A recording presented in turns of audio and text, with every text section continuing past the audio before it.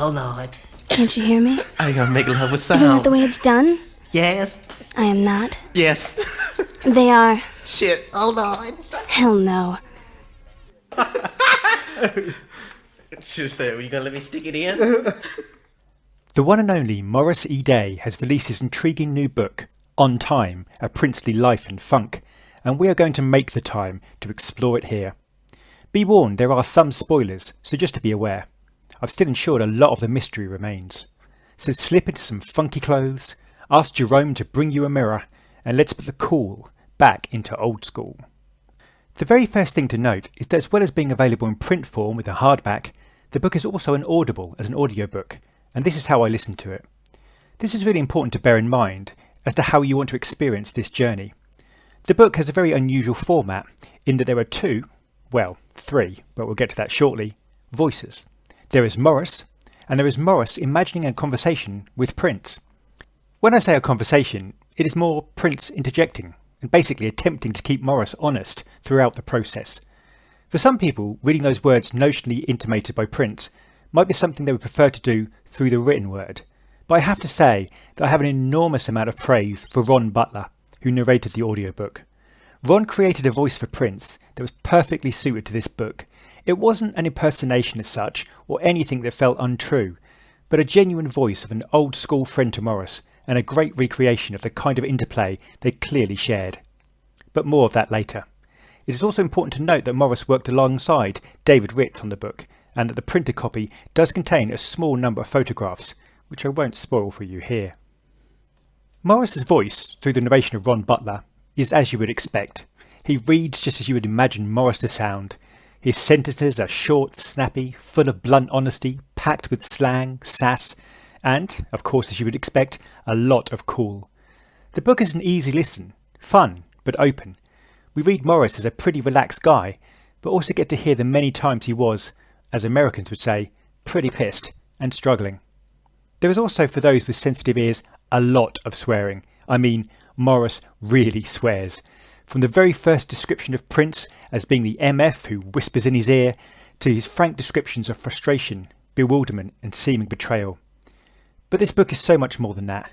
Morris is utterly honest with himself, the person he at times had become, the situations that he had found himself in, often due to his own actions, and the book eventually becomes a deliverer of an important message far beyond music, Morris and Prince. In terms of the structure of the book, Morris plays it fairly chronologically, but occasionally jumps and delves into a fascinating event. Prince and Morris toy with each other throughout the book, through Prince's imagined voice. Prince often barges in and tells Morris to hurry up or get to the point, or that he didn't see something the way Morris was telling it. There is also their mutual appreciation explored through this device. Morris is a world-class drummer, and it's clear his passion is incredibly deep for the funk. Towards the end of the book, he describes what the funk means to him, and it's truly moving. Morris talks about the groove and being in the pocket. This is particularly funny when Prince accuses his story of dragging, and Morris retorts, "I'm the drummer, I'm putting the pocket just where it needs to be." Morris moves to Minneapolis, and as he develops his musical chops, he gets to experience Prince through Champaign, and later Grand Central. Morris and Prince clicked pretty much straight away, even though Prince was largely a figure who stood back and spoke little. Morris was sure that he was a better drummer than anyone Prince could use for his band, but Prince had other ideas for Morris. The story of the Times' first album is well known, but it still hangs on Morris giving Prince the main riff for Party Up, and Prince giving Morris the choice of $10,000 or a record deal. Morris chose wisely. What comes through in this book is the greatest times for Morris seem to be when he and Prince were alone in the recording studio, laying down tracks, being comfortable with each other. Morris was a man of two great abilities. He was in awe of Prince's genius, and very much aware of the hard-headed benefits, to put it into his words, of being on that roller coaster to the moon that Prince was on. But Morris was also rare in the Prince world, as someone who would tell Prince just what he thought about things, be honest about his feelings. This is in contrast to the side of Morris that knew when to keep his head down and be practical, such as when his two great friends Jimmy Jam and Terry Lewis received their marching orders not long after Morris was blocked from taking on some extra outside work. Although Prince and Morris clearly loved each other, there were many times when they did not communicate for long periods, such as for 9 years after 2006-07. It was fascinating to hear Prince took on Morris as his video man, and he was responsible for filming tours and also the infamous Rolling Stones appearance when Prince was booed off stage. This tape has never seen the light of day, and one wonders whether it must be in the vault somewhere. Morris recalls standing next to the camera tripod and soundboard at the gig, and also consoling Prince afterwards by ensuring he knew that no one else had the balls or talent to do what he just did.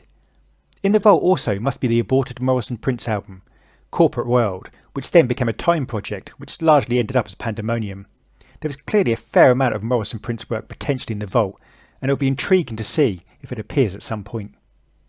Morris throughout this book is very open and honest about his addictions, whether they be women, weed, cocaine or even ego. This is where the MD character really steps in. A third voice in the book which adds another dimension is the character Morris soon realised he was on stage, and quite often off stage. The wisecracking, sharp-suited, lady-loving, drug-taking hustler pimp who was COOL and knew it. The problem for Morris was that character, largely created by Prince as a version of himself, could not fly in his real life. His relationships and marriages suffered. He had 6 children. He allowed drugs to make him chase that high when he could have been perfecting his career. Morris is very honest about the effects of this and offers no excuses, only regrets. He was very clear that Prince's line in Pop Life, "What you putting up your nose," was very much about Morris. Morris couldn't handle the adulation and said he had to look up the word in the dictionary. He notes that to be adored by your woman, your kids, your mum or dad, or even your friends was one thing. To be adored by fans wasn't good for your mental health. It feels good at the time, but it also makes your ego hungry. You start to feel like you're entitled to everything. Pride hurt Morris. Pride often did. Morris oscillated between 2 strong women and 2 futures, and it was Prince who often connected with him and brought the high of music back. Morris had worked on several solo albums, and it's clear that the members of the time, including Jam and Lewis, created some great music throughout that time, and it stayed fresh. Prince did his own thing, including Under the Cherry Moon, in which he played a version of the Morris character, even including Morris's valet cum counterpoint Jerome Benton. The Graffiti Bridge film brought the time and Morris back together at the end of the 80s, but unlike Purple Rain, it was a wholly different experience.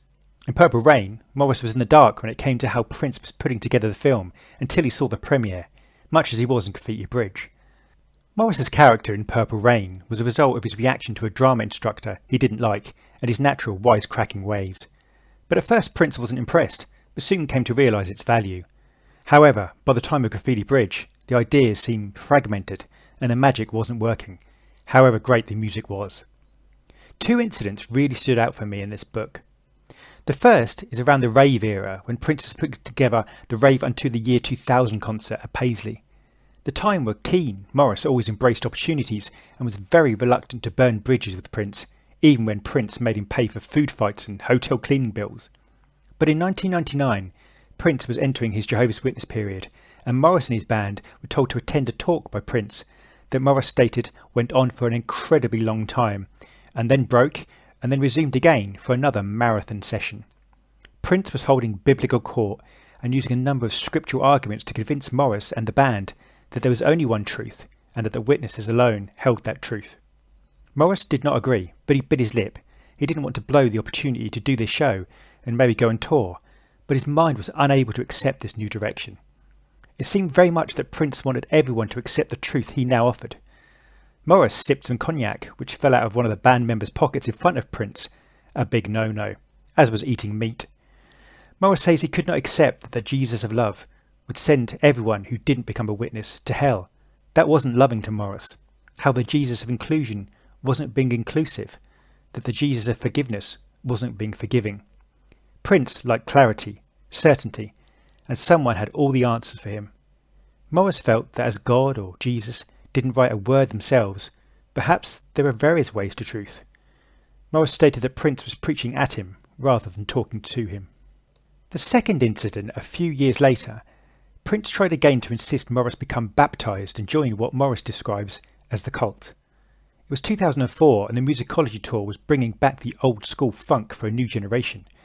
Prince wanted the time to open on all the tour dates, but then this seemed to shift to some of the dates. Morris argued that when ticket sales were low, the time were drafted in to bump up those figures, but then he also accepted that without Prince, he wouldn't be playing those arenas at all. The Time's mission was then, as it has always been, to kick Prince's behind and push him all the way, something that stayed the same since the Triple Threat tour. The big falling out seemed to occur when Prince was gearing up for a big reunion on the 7th of the 7th, 2007 at First Avenue. Prince loves sevens. Morris and the Time were put into a run-down hotel miles from the venue. They switched this, but then Prince just changed his mind and refused to even pay Morris's $5,000 travel fees. Things got worse as Prince refused to let the Time reform using the name The Time, and instead they agreed to use the original 7. Years later, just before Prince left us, the Time played Paisley Park, and Prince started to talk to Morris about going on tour together and creating together again. I won't go into this final meeting as it is incredibly poignant, tender, loving and soothing. Morris gained a great deal of life wisdom along the journey he is still having. He'll be releasing music this week working alongside Snoop Dogg, who deeply admires Morris. Morris talks of Prince as a true brother, a friend, and someone who instilled a work ethic into Morris that saved him, the funk being his salvation. Morris is respectful and leaves Prince's love life and tragedies alone. It's an easygoing book that then draws you in, and before you know it, you see the true cost of the colour of success.